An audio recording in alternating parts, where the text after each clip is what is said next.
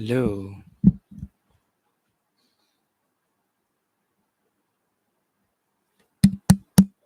Okay. Hope it's not too quiet.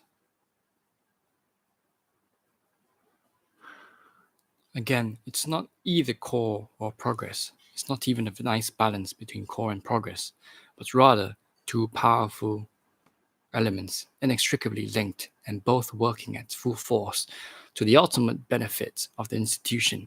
A GE employee eloquently described the dynamic interplay between core and progress while discussing the company's BHAG to become number one or number two in every market we serve and revolutionize this company to have the speed and agility of a small enterprise. GE, we bring good things to life. Most wouldn't admit it, but everyone at GE gets chills when they hear that jingle. The simple, corny phrase captures how they feel about the company. It means jobs and growth for the economy, quality and service for the customer, benefits and training for the employee, and challenge and satisfaction for the individual. It means integrity, honesty, and loyalty at all levels. And without this reservoir of values and commitments, Welch could not have pulled off his revolution. Emphasis hers. Chapter 6 Cult Like Cultures.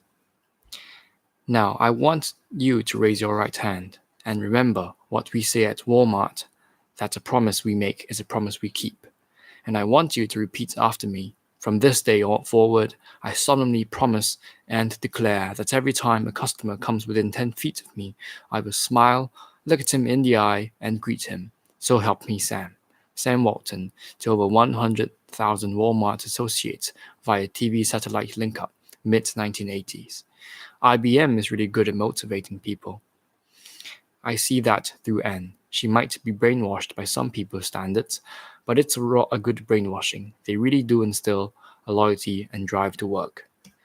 So why do you want to work at Nordstrom? The interviewer asks. Because, my friend, Laura tells me, it's the best place she's ever worked, Robert responds. She gushes about the excitement of working with the very best, being part of the elite of the elite. She's almost a missionary for you folks, very proud to call herself a Nordstrom employee, and she's been rewarded. Well, Laura started in the stockroom 8 years ago, and now she gets to manage an entire store. She's only 29. She told me that people here make a lot more than salespeople at other stores, and that the best salespeople working on the floor can make over $80,000 a year. Robert, a typical Nordstrom new hire, is a composite character, but the experience described is authentic. We created a description of Robert's experience based on interviews with employees and ex-employees, transcript notes from an interview with co-chairman Jim Nordstrom, company documents, book excerpts, and articles. Yes, it's true that you can make more money here than working at other department stores. Our salespeople generally make almost double the national average for retail sales clerks, and a few make a lot more than that. But of course, not everyone has what it takes to really make it here as a member of the Nordstrom corporate family, explains the interviewer. We're selective, and a lot don't make it. You prove yourself at every level, or you leave. Yes, I've heard that 50% of new hires are gone after 1 year, something like that. Those who don't like the pressure and the hard work, and who don't buy into our system and values, they're gone. But if you have the drive, initiative, and, above all else, the ability to produce and serve the customer, then you'll do well. The key question is whether Nordstrom is right for you. If not, you'll probably hate it here, fail miserably, and leave. What positions would I be eligible for? The same as every other new hire. You start at the bottom, working the stockroom and the sales floor. But I have a bachelor's degree, Phi Beta Kappa, from University of Washington. Other companies will let me begin as a management trainee. Not here. Everybody starts at the bottom, Mr. Bruce, Mr. Jim, and Mr. John, the three Nordstrom brothers that make up the chairman's office. They all started on the floor. Mr. Bruce likes to remind us that he and his brothers were all raised sitting on a shoe sales stool in front of the customer. It's a literal and figurative posture that we all keep in mind. You get a lot of operational freedom here. No one will be directing your every move, and you are only limited by your ability to perform within the bounds of Nordstrom way, of course. But if you're not willing to do whatever it takes to make a customer happy, to personally deliver a suit to his hotel room, get down on your knees to fit his shoe, force yourself to smile when a customer is a real jerk, then you just don't belong here, period. Nobody tells you to be a customer service hero. It's just sort of expected. Robert took the job at Nordstrom, excited at the prospect of joining something special, thrilled to be at the place to work. He was proud to receive personalized professional business cards rather than a name tag. The handout depicting Nordstrom's company structure as an upside-down pyramid made him feel even more important. Customers, sales and sales support people, department managers, store managers, merchandise managers, buyers, board of directors. He also received a copy of Nordstrom's employee handbook, which consisted of a single 5 by 8 inch card and read in its entirety, "Welcome to Nordstrom. We're glad to have you with our company. Our number one goal is to provide outstanding customer service. Set both your personal and professional goals high. We have great confidence in your ability to achieve them. Nordstrom rules. Rule number 1. Use your good judgment in all situations. There will be no additional rules. Please feel free to ask your department manager, store manager, or division general manager any question at any time." During his first few months, Roberts became immersed in the world of a dedicated Nordy, as many employees called themselves. He found that he spent most of his time at the store, at Nordy functions, or socializing with other Nordies. They became his support group. He heard dozens of stories about heroic customer service, the Nordy who ironed a new bought shirt for a customer who needed it for a meeting that afternoon, the Nordy who cheerfully gift-wrapped products a customer bought at Macy's, the Nordy who warmed customers' cars in winter while the customers finished shopping, the Nordy who personally knit a shawl for an elderly customer who needed one of a special length that wouldn't get caught in the spokes of a wheelchair, the Nordy who made a last-minute delivery of party clothes to a frantic hostess, and even the Nordy who refunded money for a set of tire change, although Nordstrom doesn't sell tire chains. He learned about the notes called heroics that Nordstrom salespeople wrote about each other, and that were used, along with customer letters and employee thank you notes to customers, to determine which stores should receive monthly prizes for the best service. His manager explained about the all-important customer letters. Customers' letters are really important around here. You never, ever want to get a bad one. That's a real sin. But good ones can lead you to become a customer service all-star. You think Phi Beta Kappa's a big deal, but to become a customer service all-star, now that's a really big deal. You get a personal handshake from one of the Nordstrom brothers, your picture goes on the wall, and you get prizes and discounts. It makes you the top of the top. And if you become a productivity winner, you become a pace setter, complete with new business cards, so designated, and 33% merchandise discounts. Only our very top people become pace setters. How do I become a pace setter? Robert asked. Simple. You set very high sales goals, and then you exceed them, she explained. Then she asked, by the way, what are your sales goals for today? Sales goals, productivity, achievements. Roberts noticed reminders posted on the walls in the employee backrooms. Make a daily to-do list, or list goals, set priorities, or don't let us down, or be a top dog pace setter. Go for the milk bones. He learned quickly about the all-important sales per hour calculation. If you exceed your target sales per hour, you get 10% commission on net sales, his manager explains. If not, you'll just get your base hourly wage rate. And if you have high sales per hour, you'll get to work more attractive hours and have better odds of being promoted. You can track your SPH on computer printouts we keep in the back office. We list all the SPHs in rank order, so you can keep track and make sure you're not falling behind. Your SPH will also appear on your pay stub. At the end of his first day period, employees gathered round a bulletin board in the back room on which was posted a ranking of SPH by employee number. A few had dropped below a red line marked on the paper. Roberts quickly understood that he should do all that he could to avoid falling behind. He woke up one night in a cold sweat from a vivid nightmare of walking to the back room and seeing his name at the bottom of the list. He worked furiously during the day to not be left behind by his peers. Soon after the first pay period,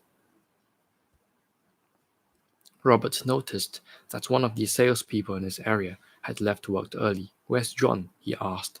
"Sent home for the day. Penalized for getting irritated with a customer," said Bill, a fellow salesperson who had won a recent smile contest and thereby got his picture on the wall. "It's kind of like being sent to your room without dinner. He'll be back tomorrow, but they'll be watching him closely for a few weeks." At age 26, Bill was already a 5-year Nordstrom veteran, a pacesetter, and an all-star. Bill clearly had that rare what it takes quality to thrive at Nordstrom. "When people shop at Nordstrom, they deserve the best attitude," he explained. "I always have my smile for anybody, everybody." Bill dressed almost exclusively in Nordstrom clothes, and, in addition to the smile contest, he had also won a Who Looks the Most Nordstrom contest the prior year. He basked in the glory of public praise one day as the store manager read aloud a letter about Bill from a satisfied customer, to the applause and cheers of fellow employees. Bill loved his job at Nordstrom, always quick to point out, "Where else could I get paid so well and have so much autonomy? Nordstrom is one of the first places I've ever felt like I really belong to something special. Sure, I worked really hard, but I like to work hard. No one tells me what to do, and I feel I can go as far as my dedication will take me. I feel like an entrepreneur." Bill had earlier moved, along with over 100 other Nordstrom people, from Nordstrom stores on the West Coast to one of its new store openings in the East Coast. "We wouldn't want non-Nordies to open a new store, even if it's all the way across the country," he explained.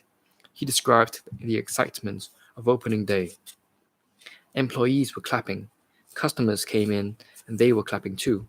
There was so much energy and adrenaline flowing. It was an emotional look. It was an emotional "look what I'm part of" atmosphere that made you feel really special. Bill was a great Nordie role model for Robert. He told Robert about how he attended a Nordstrom motivational seminar where he learned to write upbeat affirmations, which he repeated over and over to himself. "I feel proud to be a pacesetter." Bill had the goal of becoming a store manager, so he chanted to himself the affirmation, "I enjoy being a store manager at Nordstrom. I enjoy being a store manager at Nordstrom. I enjoy being a store manager at Nordstrom." Bill explained that being a Nordstrom manager would be tough and demanding.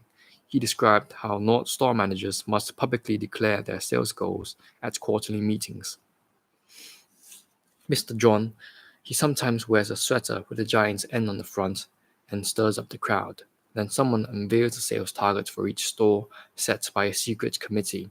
I've heard that those managers who set goals below those set by the secret committee get booed. Those who set goals higher than the committee get cheered.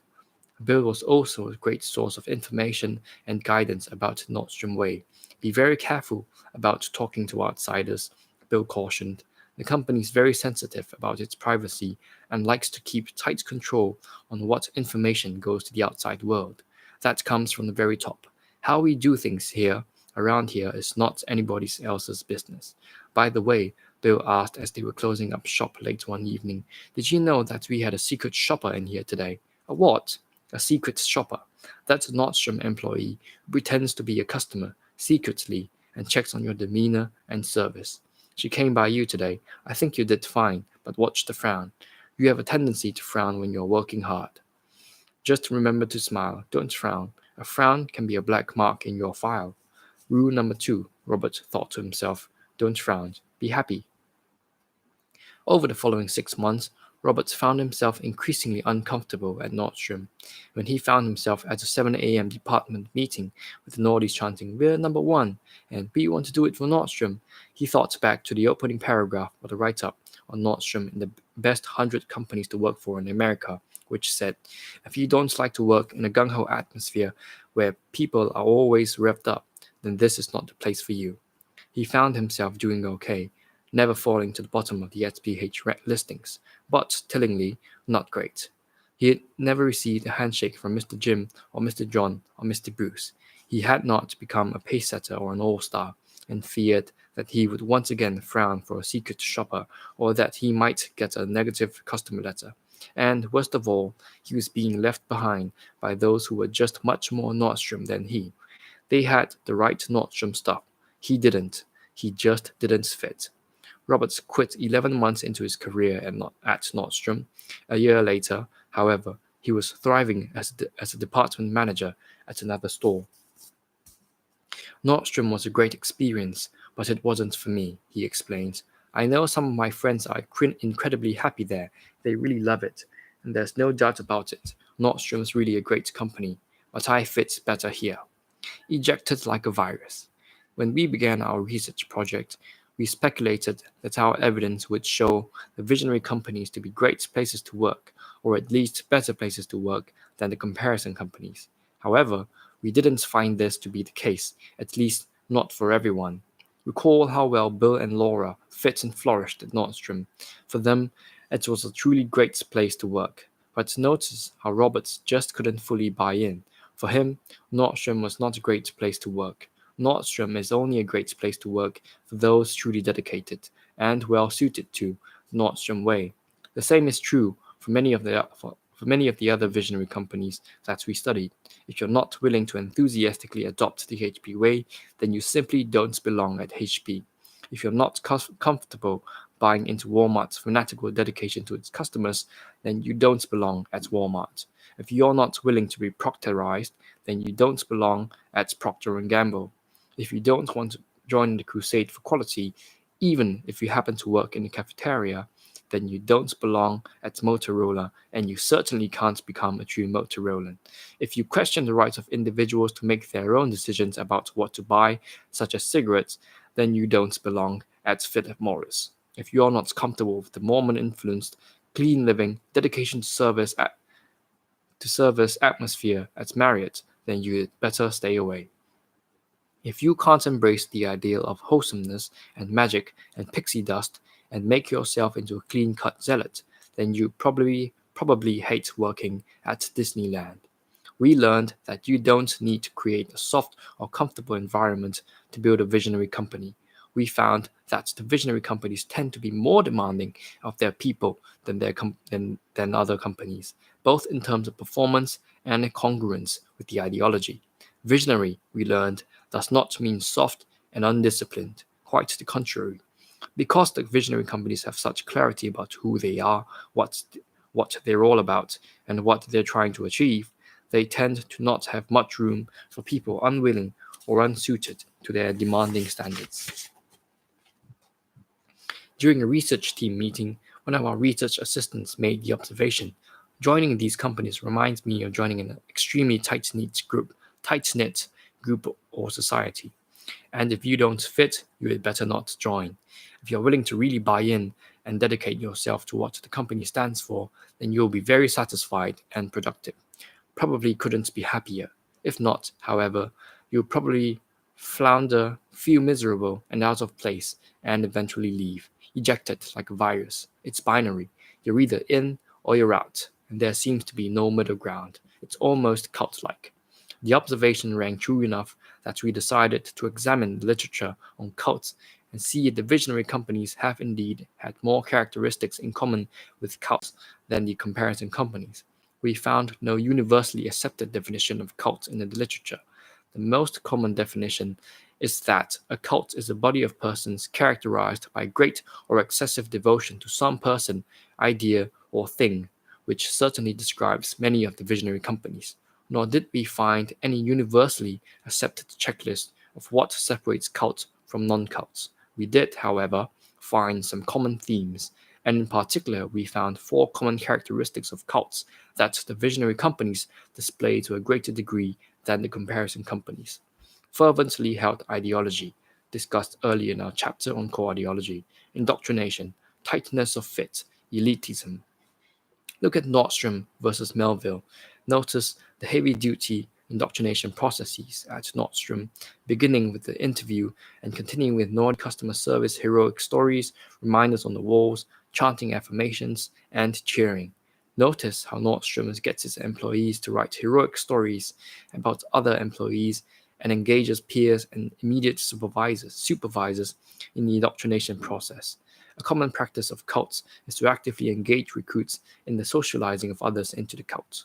Notice how the company seeks to hire young people, mold them into the Nordstrom way from early in their careers, and promote only those who closely reflect the core ideology. Notice how Nordstrom imposes a severe tightness of fit. Employees that fit the Nordstrom way receive lots of positive reinforcement, pay, awards, recognition, and those who don't fit get negative reinforcement, being left behind, penalties, black marks. Notice how Nordstrom draws clear boundaries between who is inside and who is outside the organization, and how it portrays being inside as being part of something special and elite. Again, a common practice of cults. Indeed, the very term Nordy has a cultish feel to it. We found no evidence that Melville cultivated and maintained through its history anywhere near such clear and consistent use of practices like these. Nordstrom presents an excellent example of what we came to call cultism, a series of practices that create an almost cult-like environment around the core ideology in highly visionary companies. These practices tend to vigorously screen out those who do not fit with the ideology, either before hiring or early in their careers. They also instill an intense sense of loyalty and influence the behavior of those remaining inside the company to be congruent with the core ideology, consistent over time, and carried out zealously. Please don't misunderstand our point here. We are not saying that visionary companies are cults. We are saying that they are more cult-like without actually being cults. The terms cultism and cult-like can conjure up a variety of negative images and connotations. They are much stronger words than culture.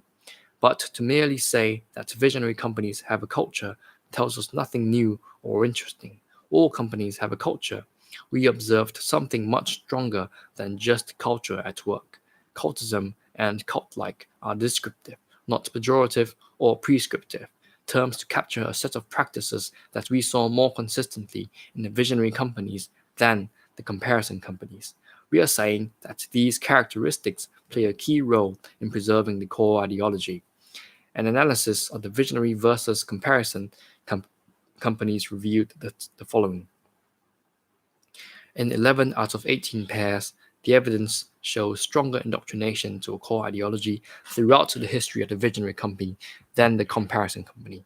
We found that the visionary companies put more emphasis on employee training in general, not just ideological orientation, but also skills and professional development training. We will return to this point in a later chapter. In 13 out of 18 pairs, the evidence shows greater tightness of fit through the history of the visionary company than in the comparison company. People tend to either fit well with the company and its ideology or tend to not fit at all, buy in or get out. In 13 out of 18 pairs, the evidence shows greater elitism, a sense of belonging to something special and superior through the history of the visionary company. Summing up across all three dimensions, indoctrination, tightness of fit, and elitism, the visionary companies have shown greater cultism through history than the comparison companies in 14 out of 18 pairs. 4 pairs are indistinguishable. The following 3 examples, IBM, Disney, and Procter & Gamble, show these characteristics at work in the development of visionary companies. IBM's rise to greatness. Thomas J. Watson Jr., former IBM chief executive, described the environment at IBM during its rise to national prominence in the first half of the 20th century as a cult-like atmosphere. This atmosphere traces back to 1914, when Watson's father, Thomas J. Watson Sr., became chief executive of the small, struggling company and consciously set about to create an organization of dedicated zealots.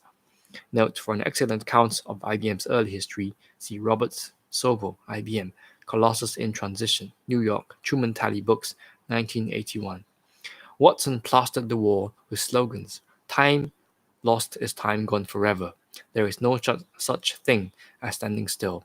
We must never feel satisfied. We sell service. A company is known by the men it keeps. It instituted strict rules of personal conduct.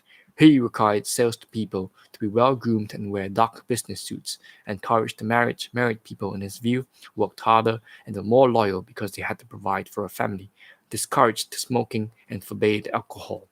He instituted training programs to systematically indoctrinate new hires into the corporate philosophy, sought to hire young and impressionable people, and adhered to a strict promote from within practice. Later, he created IBM managed country clubs to encourage IBMers to socialize primarily with other IBMers, not the outside world. Similar to Nordstrom, IBM sought to create a heroic mythology about employees who best exemplified the corporate ideology and placed their names and pictures, along with stories of their heroic deeds, in company publications. A few exemplars even had corporate songs composed in their honor. And also, like Nordstrom, IBM emphasized the importance of individual efforts and initiative within the context of the collective efforts. By the 1930s, IBM had fully institutionalized its indoctrination process and created a full-fledged schoolhouse that used to socialize and train future officers of the company. In Father, Son, and Company, Watson Jr. wrote, everything about the school was meant to inspire loyalty, enthusiasm, and high ideals, which IBM held out as the way to achieve success. The front door had IBM's ubiquitous motto, think, written over it in 2-foot high letters. Just inside was a granite staircase that was supposed to put students in an inspiring frame of mind as they stepped up to the day's classes. Veteran employees in regulation IBM clothes taught the classes and emphasized IBM values. Each morning, surrounded by posters with corporate mottos and slogans, students would write and sing IBM songs out of the songbook Songs of the IBM, which included the Star-Spangled Banner, and on the facing page, IBM's own anthem, Ever Onward. IBMers sang such lyrics as March on with IBM, work hand in hand, stout heart men go forth in every land. Although IBM eventually evolved beyond singing corporate songs, it retained its intensely values-oriented training and socialization processes. Newly hired IBMers always learned the three basic beliefs described in an earlier chapter and experienced training classes that emphasized company philosophy as well as skills. IBMers learned language unique to the culture IBM speak and were expected at all times to display IBM professionalism. In 1979, IBM completed a 26-acre management development center that, in IBM's own words, might pass for a monastic retreat until you find yourself in its busy classrooms.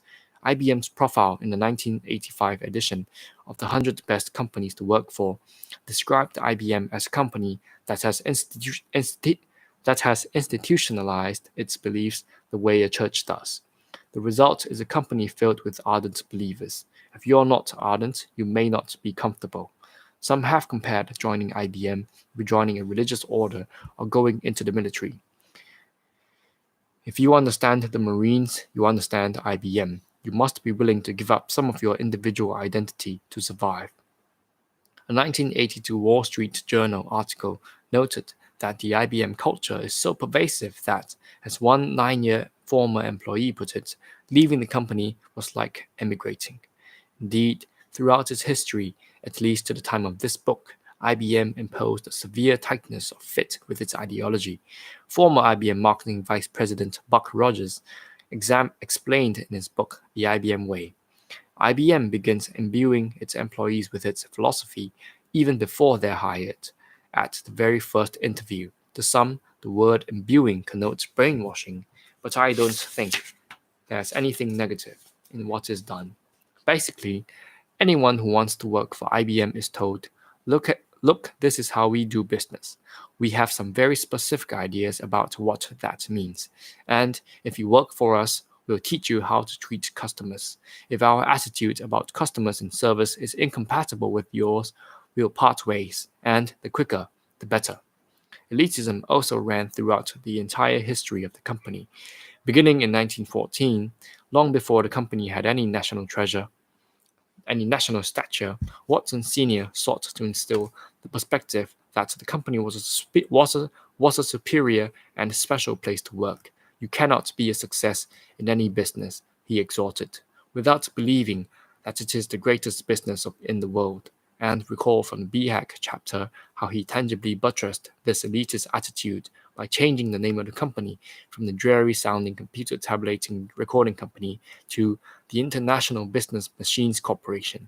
In 1989, three-quarters of a century after Watson Sr. initiated the company's self-concept as something elite and special, Watson Jr. came full circle to the same theme in an essay for a 75th anniversary publication entitled IBM, a Special Company. If we believe that we're working for just another company, then we're going to be like another company. We have got to have a concept that IBM is special. Once you get that concept, it's very easy to give the amount of drive to work toward making it continue to be true. You might be wondering whether IBM's cult-like atmosphere and tight adherence to its three basic beliefs contributed to IBM's difficulties in the early 1990s. Was cultism a primary cause of IBM's difficulty to adapt to the dramatic changes in the computer industry? Upon close inspection, the evidence does not support this view.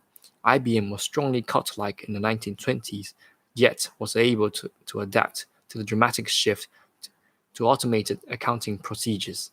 IBM was incredibly cult-like in the 1930s, yet was able to adapt to the demands of the Depression without a single layoff. IBM maintained its cult-like culture in the 1950s and 60s, yet was able to adapt to the rise of computers, perhaps the most dramatic shift in IBM's history. IBM still had a cultish feel in the early 1980s, yet, unlike any other old-line computer company, adapted to the personal computer revolution and established itself as a major player. If anything, IBM's cult-like culture, its fanatical preservation of its core values, declined as the company headed toward trouble. IBM attained its greatest success, and displayed its greatest ability to adapt to a changing world during the same era that it displayed its strongest cult-like culture. Furthermore, Burroughs, IBM's comparison, displayed little of the cultism we saw in the history of IBM. It had no Burroughs indoctrination center to imbue employees with corporate values. We found no indication that Burroughs sought to impose severe tightness of fit around a central ideology, nor did we see any evidence that Burroughs saw itself as elite and special in the scheme of American enterprise. IBM gave itself a clear identity, however cult-like. Burroughs did not, and IBM consistently pulled ahead of Burroughs at critical junctures in the evolution of the industry, even though Burroughs had a better early start in life. The magic of Walt Disney.